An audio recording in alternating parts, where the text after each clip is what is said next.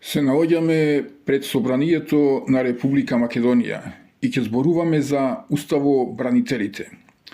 На 27 април 2017 година беше денот кога народот го бранеше уставот.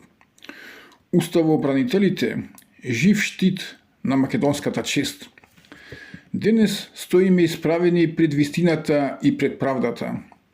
Денес говориме не само со зборови, туку со срце, совест и чест, во име на оние кои народот ги нарече уставобранители, луѓе кои на 27 април 2017 година ја бранеа својата татковина, својот устав и своето достоинство.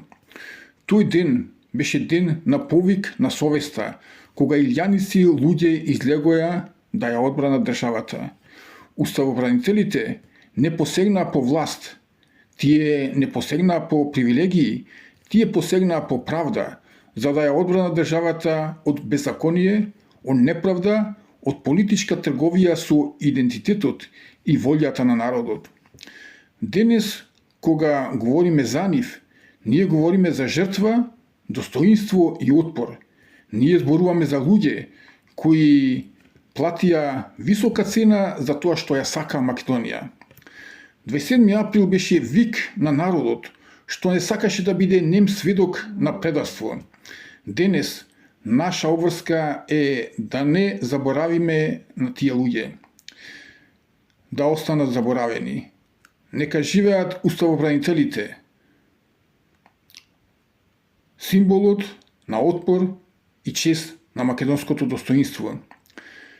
27 април 2017 година беше реакција на народот кога видоа како пред нив се руши државата, како се гази уставот и како зад затворени врати се прават договори против волјата на народот. И што направи државата? Наместо да ја слушне болката на народот, наместо да ја отвори вистината, таа ги нарече терористи.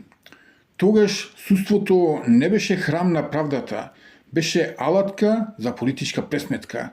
Пресуди напишани по телефон, досија создадени за одмазда, не за вистина. Жртвата на уставобранителите е темел на нашата народна власт. Слава и почит за уставобранителите. Да живее Македонија, слободна, горда и правена држава. Клучен проблем е политизираното судство. Судскиот процес беше длабоко политизиран. Обвинението за тероризам било злоупотребено со цел да се скрши патриотскиот дух. Во јуни 2018 година беше подпишан Преспанскиот договор. На 19 октомври 2018 година започна постапка за уставни измени за промена на името на државата во Северна Македонија. Дел од обвинетите, пратеници за тероризам, беа донесени во собранието со политичка придужба за да гласаат за новото име на државата. На 18 декември 2018 година беше донесен законот за амнестија, со кој беа ослободени од кривично гонење пратениците што гласа за промена на името и други. Во јануари 2019 година беа донесени уставните измени и Република Македонија стана Република Северна Македонија. Политички контекст пред 27 април 2017 година. Прво, 2015 година бомбите, незаконски прислушкувања на приватни телефонски разговори од страна на странски центри на моќ. Второ, 2016 година шарената револуција. Трето, кампови и притисок врз институциите. Опозицијата постави камп пред владата, нарекувајќи го камп на слободата. Четврто, диво населје. Загина 8 македонски полицајци. Настанот беше шок за државата и остави чувство кај јавноста дека се води хибридна војна против Македонија со паралелни политички и безбедносни притисоци за дестабилизација на тогашната власт. Петто, Пржинскиот договор, подпишан под силен притисок од Европската Унија и Соединетите Американски држави во 2015 година. Шесто, изборите во 2016 година, ВМРО ДПМН освои 51 пратеник, а СДСМ 49 пратеници. 7. Тиранската платформа. Дуј направи коалиција со СДСМ. 8. 27. април 2017 година. Кулминација на настаните. САД и ЕУ отворено бара да се избере влада на СДСМ. 9. 27. април 2017 година. Талат Джафери е избран за председател на собранието без јасна процедура и спротивно на деловникот. Потоа беше избрана марионетска влада, која му нанесе непоправливи или тешко поправливи штети на државата. Суштина. Притисок и надворешно влијание. Кога некоја власт не е по волја на европските елити, се активира комбинацијата од медиумски, невладин и политички притисок со цел контролирана промена на власта.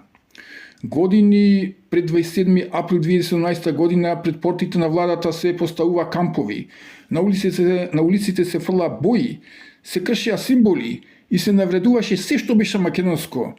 Се велеше дека тоа е демократија, а во суштина беше контролирана револуција, сценарио напишано надвор од Македонија. Опозицијата, потпомогната од странски центри, ја оспоруваше секоја институција на легално избраната власт. Се водеше медиумска војна, се уруваше угледот на државата, се случи и диво населје, со жртви, со страв и со порака од европските елити. Ако не слушате, ќе ви создадеме хаос. Потоа дојде Пржинскиот договор, под притисок, под уцена, со цел да се смени власта не преку избори, тук преку сценарио. Кога народот виде дека му ја крујат судбината за затворени врати, дека му се менува идентитетот, името и уставниот поредок, тогаш на 27. април народот не издржа. Тој ден беше вик на совеста на еден понижен народ, вик на луѓе што сакаат да ја одбранат Македонија. Тој ден во собранието влегоа луѓе со срце и совест, луѓе кои веруваат дека ја бранат државата, уставот и достоинството. Но наместо благодарност добија клевети и пресуди. Наместо почит добија лисици и понижување. Државата што ја бранеа ги нарече терористи. Терористи? Зошто? Затоа што не прифатија неправда, затоа што не се согласија да гледаат како Македонија се продава на маса. Не, терорист не е оној што ја брани татковината. Терорист е оној што ја продава, оној што потпишува против волјата на народот, оној што менува устави по директива, оној што за политички спас ја гази државата што го родила. Судството тогаш, партизирано и наведнато, осуди патриоти и семени луѓе како да се непријатели, но вистината не може да се затвори, зашто во народот тие луѓе се и ќе останат уставобранители, а не терористи. Затоа, денес, со гордост и достоинство, ја креваме главата и велиме. 27. април не беше терор, тоа беше вик на совеста, тоа беше вик на народот кој ја сака Македонија. Да живеат уставобранителите, да живее Македонија, слободна, горда и правена држава. Уставобранителите не смеат да се заборават. Тие не беа само луѓе што влегува во една зграда, тоа беше народ што влезе во историјата. Народ што кажа, државата е наша, не на оние што ја продаваат. Тие беа осудени, понижени и заборавени од системот, но не и од народот. Не смееме да дозволиме тие луѓе да останат само бројка во судските предмети. Тие се символ на отпор против неправда и доказ дека Македонија се уште има луѓе што ја чувствуваат како светост.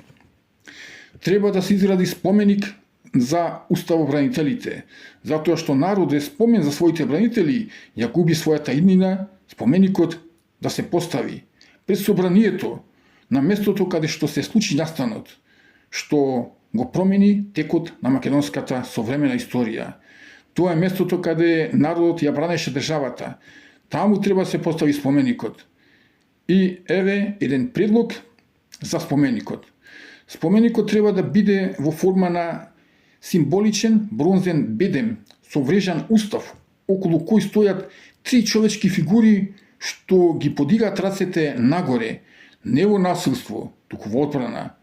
Подножјето треба да биде обликувано во форма на штит, со врежани имења на сите осудени и амнестирани уставобранители. Во центарот отворена книга, Уставот, осветлена со постојано светло, вечен пламен на правдата. Со напис на споменикот на уставобранителите, браник на државата и совеста на народот, не заборавај Македонија, кој те бранеше кога сите молчеа. Од уставобранителите ќе испомнам тројца: Игор Дурловски, гласот што не молчеше; Владо Јаневски, актерот на народната сцена; и Борис Дамовски, карикатуристот со морален отпор. Да живеат уставобранителите, да живее Македонија, слободна, горда и праведна држава.